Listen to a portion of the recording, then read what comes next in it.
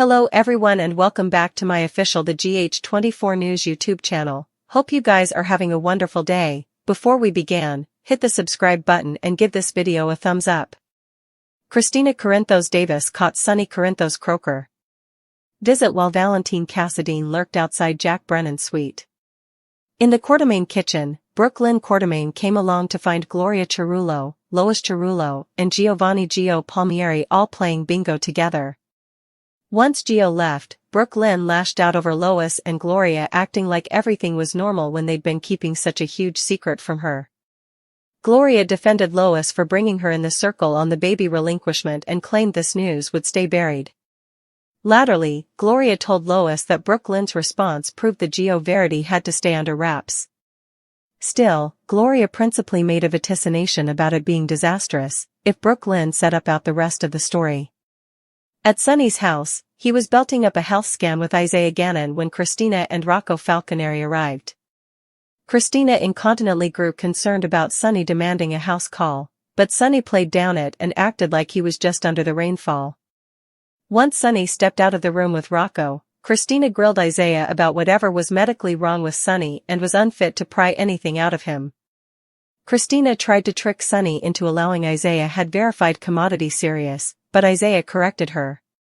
After Isaiah left with Rocco, Christina pushed Sonny for a concession, so he came clean about his heart issue and forthcoming surgery. Christina realized Sonny demanded to lower his stress and assumed this was the reason he dropped the guardianship feud. Coming on Friday's GH occasion, Brennan opened his suite to Carly Spencer, who was repentant for overthinking effects and wanted to explore her love with him after all. Brennan was a little reticent at first, but he snappily surrendered and let passion erupt with Carly in bed together. While Brennan was in the shower subsequently, Carly went to get the champagne that had been left on the room service wane outside the door.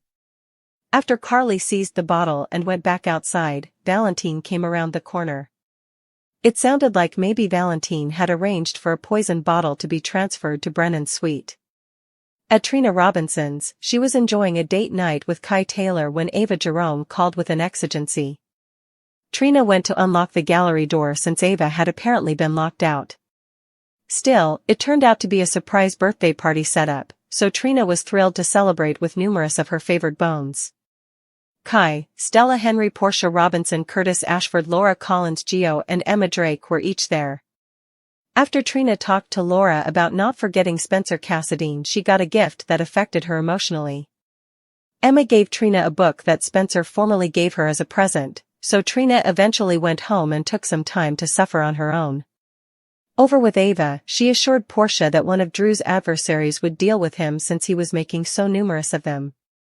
Portia hoped someone did commodity soon since Drew was making life so delicate for her. After Lulu, Spencer took Charlotte Cassadine to Laura's place. Lulu called Laura to come get a surprise. Laura was overjoyed to see her granddaughter, and when Rocco showed up latterly, he'd a happy reunion with Charlotte as well. Charlotte's return to Port Charles could come with some delicate adaptations, so stay tuned for updates on any curveballs ahead. Jen Sidwell is at the center of all the drama on Ladle Island this week, signaling around a dagger that's got at least one Cassadine family member gobsmacked. This diamond-dealing bad boy's rearmost trick, inviting Alexis Davis to Windmere to check out a blade he claims he set up, is raising eyebrows. Is Sidwell playing a deadly game, or is there further to this relic than meets the eye? With Alexis tangled up in his web and whispers of a frame job floating around, the chances of her coming out of this clean aren't good. Sidwell has some serious explaining to do. How did he get his hands on that dagger? He's spinning a yarn about stumbling across it at Windmere, but the suckers aren't buying it, and in time, we imagine Alexis will moreover. Did he really dig it up from the Cassadine vault, or is this a mount in a bigger scheme? When he gestured Alexis over to Ladle Island to take a peep, her legal eagle instincts demurred in, commodity is out.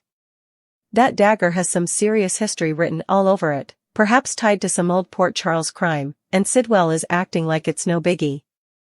Is he baiting her, or does he know more than he's letting on? Sidwell might be setting Alexis up to take a fall.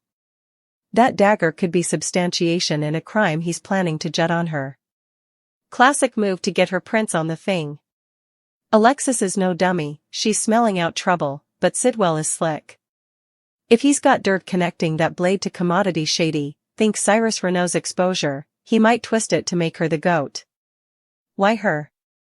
Perhaps it's vengeance, or perhaps she's just contributory damage in his war with Sonny Corinthos. Either way, Alexis is teetering on a ledge, and Sidwell is holding the drive. So, what's Sidwell planning with this dagger, memorial or kill shot? If it's a armament, he could be eyeing a target, Sonny, Ava Jerome, or indeed Alexis herself if she gets too nosy. Or perhaps it's influence, a candescent log-rolling chip to flex his power in Port Chuck's demi-world. This Joe has adversaries galore, and that blade might be his ace in the hole.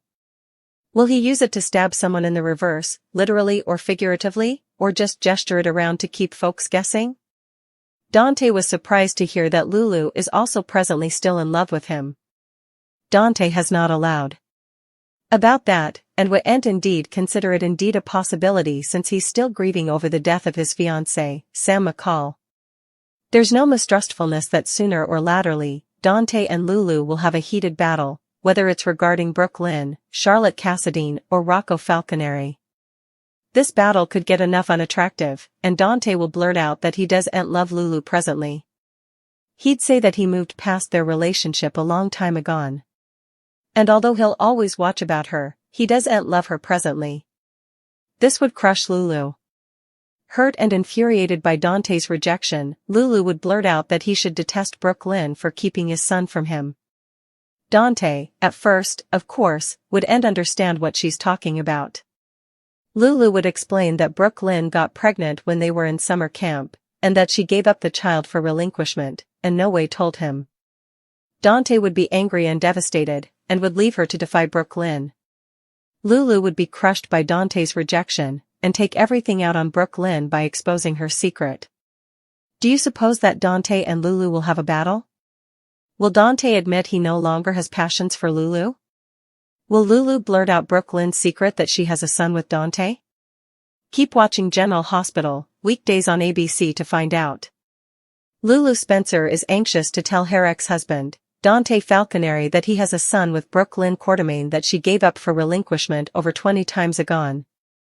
Lulu lately discovered this via her poking and brazen Brooke Lynn, who has asked her to keep quiet. Still, Lulu is still allowing about telling Dante, believing that he has the right to know. Dante Falconeri lately set about that Lulu Spencer still loves him. Lately, Maxie Jones told Dante that before Lulu was injured in the explosion at the Floating Rib performing in her 4-time coma, Lulu was going to tell Dante that she was still in love with him. Carly Spencer has fallen for Jack Brennan, and this is a huge step given all the chicane he's pulling behind her reverse. Why can't Carly ever settle for a nice boy, one who isn't a periodical killer or a double reverse pecking agent man? As suckers know, Carly's preoccupation is going to come back to suck her. In a trademark fit of rashness, Carly cooled effects with Brennan, saying they're not compatible. Brennan protested, but Carly doesn't want to be hurt like she has been in the history.